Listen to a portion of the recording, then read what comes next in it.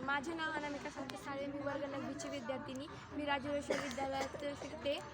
मी आमच्या ग्रंथालयातून शेतकऱ्याचे असून महात्मा ज्योतिराव फुले यांचं पुस्तक घेतलं होतं. त्यातून मला हे समजलं की भटब्राह्मण हे आपल्या मतलबी धर्मासाठी शेतकऱ्याला इतके नडीतात की त्यास आपली लहानची मोठी मुलं शाळेत पाठवण्यास साधन राहत नाही. शेतकरी जन्माला आल्यापासून तो मरेपर्यंत प्रत्येक गोष्टींनी लुटला जातो आणि भटब्राह्मण हे शेतकऱ्याला इतके नडीतात की त्यांच्या घरात विविध प्रकारचे पूजापाठ ठेवून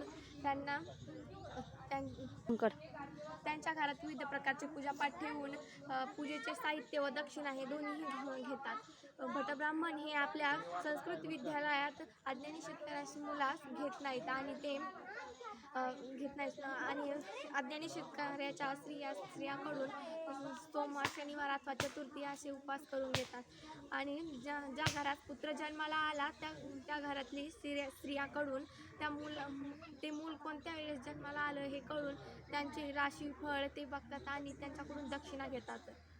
शेतकरी हा जन्माला येतो तेव्हापासून तो मरेपर्यंत लुटला जातो. जेव्हा शेतकरी मरतो तेव्हाही भटब्राह्मण हे शेतकरी मेल्यानंतर त्यांच्या मुलालाही इतके नडतात की विविध प्रकारच्या विधी करून त्यांच्याकडून सुद्धा दक्षिणा घेतात आणि आपले पोट भरतात आणि ते असे श्रीमंत होत चालतात.